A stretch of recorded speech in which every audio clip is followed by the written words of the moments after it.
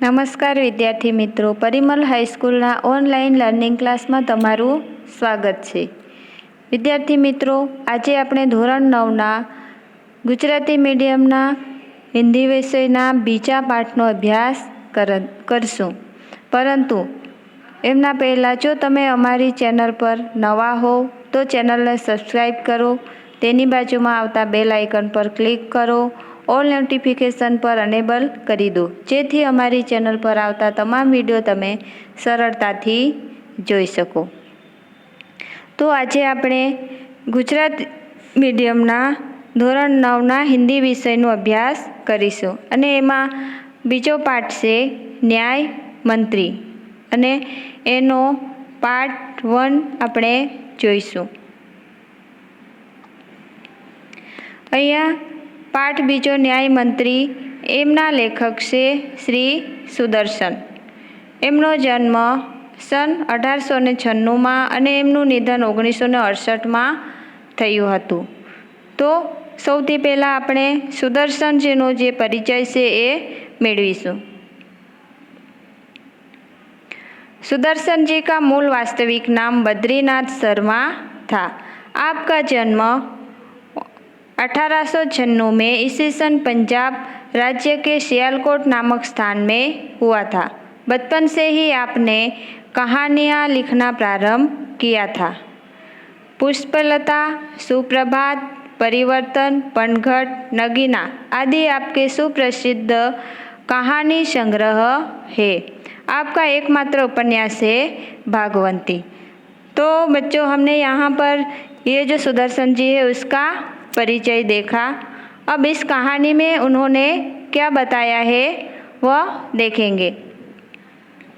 इस कहानी में सम्राट अशोक सर्वश्रेष्ठ न्याय मंत्री की खोज में था। शिशुपाल से मुलाकात होने पर उसकी योग्यता देखकर उसे न्याय मंत्री बनाया। न्याय न राजा देखता है न रंक। न्याय तंत्र पर विश्वास दिलाने के लिए यहाँ प्रयास किया गया है। नई पीढ़ी के लिए इस प्रेरक कहानी द्वारा न्याय तंत्र की जिम्मेदारी का भी महत्व इस कहानी में समझाया गया है। तो यहाँ पर हम पाठ की शुरुआत करने से पहले सम्राट अशोक के जीवन का जो एक प्रसंग है उसके बारे में देखते हैं।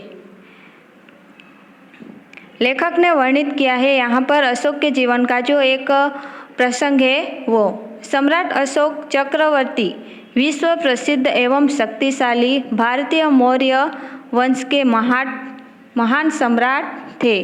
कि सम्राट अशोक जो है वो एक चक्रवर्ती, विश्व में प्रसिद्ध शक्तिशाली एक सम्राट यानी कि राजा थे। और सम्राट अशोक का पूरा नाम था देवानाम प्रिय अशोक मौर्य, जिसे दुनिया के सबसे महान राजाओं में माना जाता है। कि पूरी दुनिया में एक शक्तिशाली राजा के रूप में अशोक को माना जाता था। एक योद्धा था जो कलिंग में जब युद्ध हुआ था तो वहाँ पर अशोक राजा युद्ध खत्म होने के बाद वहाँ पर युद्ध के मैदान में घूमने के लिए निकलते हैं। तो वहाँ पर वह खून देखते हैं।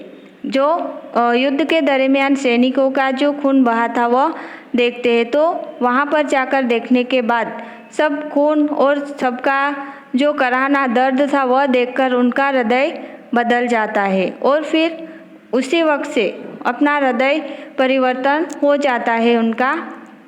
और फिर वह देखकर बदल जाते हैं और उसके बाद वह युद्ध न करने का प्रण लेते हैं और क्या करते हैं कि शांति की बात करने लगते हैं। और जगह जगह पर उसके बाद स्तंभ गड़वा दिए जाते हैं और इन पर वह अलग अलग तरह से लिखावट लिखते थे कि प्रजा कैसे खुश रहे। और प्रजा की खुशी के लिए ही वह एक दिन क्या करता है कि प्रजा को खुश करने के लिए, प्रजा खुश रह सके, इसलिए वह एक दिन न्याय मंत्री की खोज में निकल पड़ता है कि मुझे राज्य में ऐसा न्याय मंत्री चाहिए जो ना राजा देखता हो और ना रंक देखता है, जो मोह देखकर न्याय ना करे लेकिन सच्चा न्याय करके दिखाए।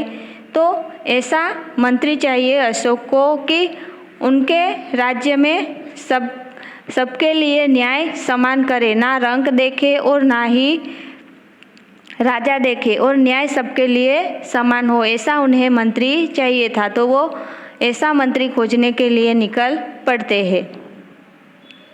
ऐसे न्याय मंत्री की खोज में राजा अशोक अपना रूप बदलकर एक दिन नगर में निकलते हैं। कि पहले के ज़माने में क्या करते थे, जो राजा लोग थे वो अपने नगर की जांच करने के लिए अपना रूप बदलकर निकलते थे, ताकि किसी को पता न चले। वो अपना रूप बदलकर नगर में कैसा चल रहा है, लोग क्या सोच रहे हैं, लोग राजा की व्यवस्था से खुश है कि नहीं है, वो जानने के लिए वो ऐसे वेश बदलकर नगर की सैर करने के लिए निकलते थे। तो यहाँ पर अशोक राजा भी अपने न्याय मंत्री ढूंढने के लिए वेश बदलकर एक दिन वह निकलते हैं, और वह एक ब्राह्मण के यहाँ जाते हैं, और उस ब्राह्मण का नाम था शिशुपाल।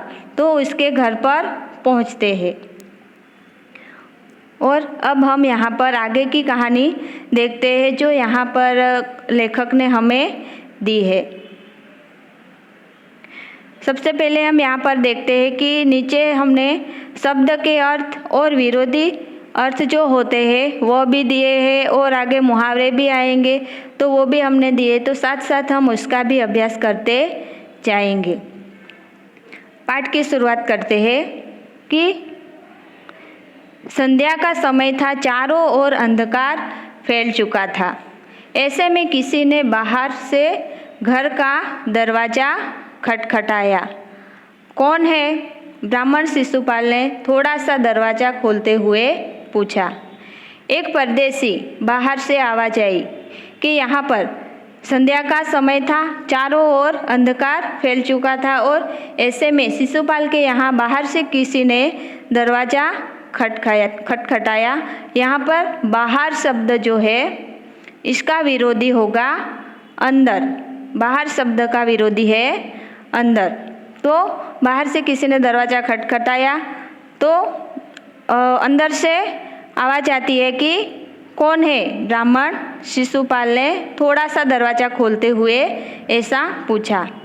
तो बाहर से आवाज़ आती है कि एक परदेसी बाहर से आवाज़ आई, क्या मुझे रात काटने के लिए स्थान मिल जाएगा? बाहर से जो अशोक राजा थे उन्होंने जवाब दिया कि क्या मुझे आज रात काटने के लिए यहाँ स्थान मिल सकता है?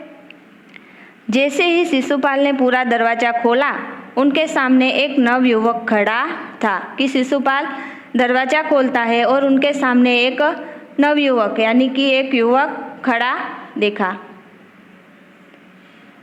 उन्होंने मुस्कुराकर कहा, यह मेरा सौभाग्य है, अतिथि के चरणों से यह घर पवित्र हो जाएगा, आइए पधारिए। कि दरवाज़ा खोलते हुए शिशुपाल ने कहा कि यह मेरा सौभाग्य का अर्थ होता है सद्नसीब। कि वह जवाब देता है कि ये तो मेरा सौभाग्य है कि अतिथि यानी कि मेहमान के चरणों से उनके चरण पड़ने से मेरा घर जो है वह पवित्र हो जाएगा, ऐसा वह कहता है। और फिर वह उन्हें अंदर बुलाता है, आइए पधारिए।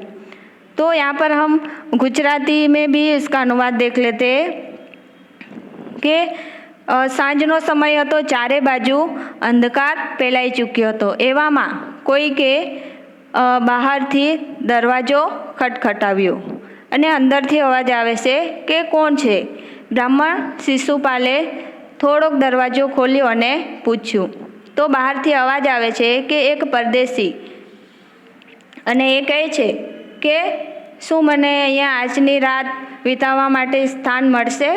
તો શિશુપાલ આવું કહે છે, બહારથી અશોક કહે છે। તો શિશુપાલ પૂરો દરવાજો ખોલી દે છે અને એમની સામે એક નવજુવાન ઊભો છે। શિશુપાલ જુએ છે અને એમણે હસીને કહ્યું કે આ તો મારું સૌભાગ્ય છે કે કોઈક અતિથિના ચરણથી મારું ઘર પવિત્ર થઈ જશે। અને એ એમને અંદર આવવા માટે કહે છે।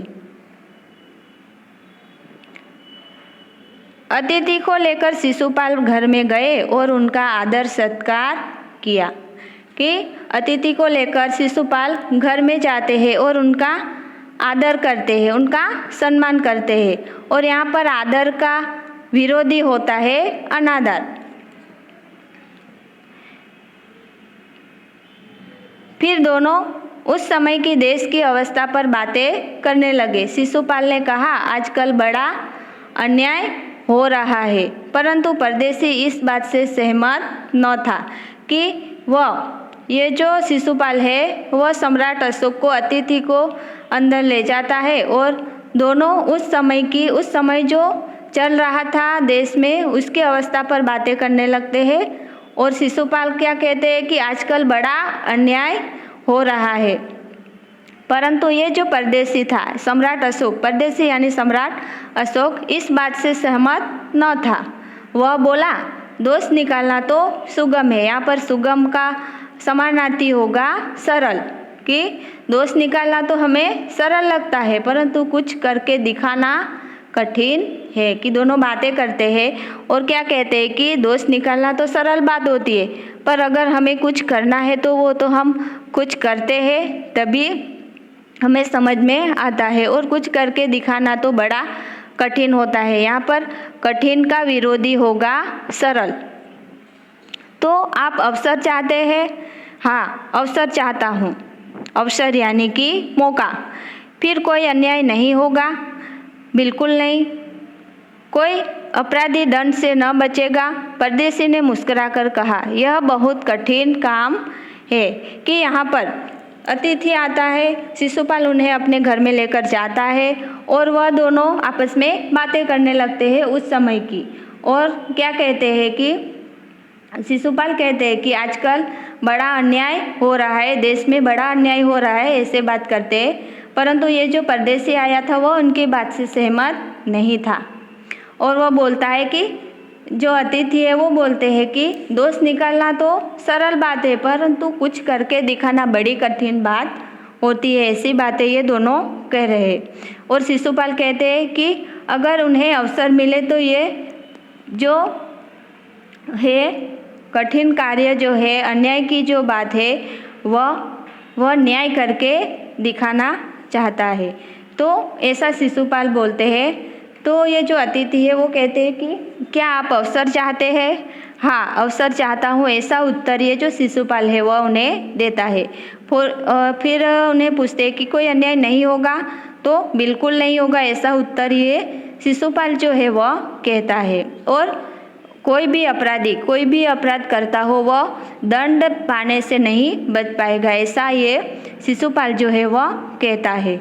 और परदेशी ने मुस्कुराकर कहा कि ये जो परदेशी है वो फिर हंसकर कहता है कि ये तो बहुत कठिन कार्य है। तो आइए इसका गुजराती अनुवाद भी देखते हैं कि अतिथिने लेकर जे शिशुपाल से પોતાના ઘરમાં જાય છે, એમનો સન્માન કરે છે, એમનો સત્કાર કરે છે। પછી બંને જણ જે એ સમયના દેશની જે અવસ્થા હતી એમના વિશે વાતો કરવા માંડે છે। અને શિશુપાલ કહે છે કે આજકાલ ખૂબ જ અન્યાય થઈ રહ્યો છે, પરંતુ આ વાત પર જે આ અતિથિ છે એ સહેમત નથી અને એ કહે છે કે કોઈકનો દોષ કાઢવો એ તો સરળ વાત છે, પરંતુ કંઈક કરીને બતાવવું એ ખૂબ જ કઠિન કાર્ય છે, એવું આ પરદેશી છે એ કહે છે। અને ત્યારે શિશુપાલ કહે છે કે જો મને અવસર મળશે તો હું કરીને બતાવી દઈશ કે ન્યાય શું કહેવાય છે અને ન્યાય કોને કહે છે। તો અતિથિ કહે છે, તો શું આપ અવસર સમય માંગો છો? તો આજે શિશુપાલ છે કહે છે કે હા, મને એક મોકો અવસર જોઈએ છે કે પછી કોઈ પણ અન્યાય નહીં થાય રાજ્યમાં અને બિલકુલ નહીં થાય અને કોઈ પણ અપરાધી જે છે એ દંડ પામ્યા વગર રહેશે નહીં। અને ત્યારે એમની આ વાતો સાંભળીને જે પરદેશી છે એ હસીને જવાબ આપે છે કે આ ખૂબ જ કઠિન, ખૂબ જ અઘરું કપરું કાર્ય છે, એવી આ બંને વચ્ચે વાતો થાય છે। તો વિદ્યાર્થી મિત્રો, આજે આપણે અહીંયા સુધી અભ્યાસ કરીશું અને આવતા સેશનમાં આપણે આ જે આગળની કહાની છે, આગળની વાર્તા છે, એમનો અભ્યાસ કરીશું. અને ત્યાં સુધી તમે અમારી આ ચેનલને સબસ્ક્રાઈબ કરો, લાઈક કરો અને કોમેન્ટ કરવાનું ભૂલશો નહીં.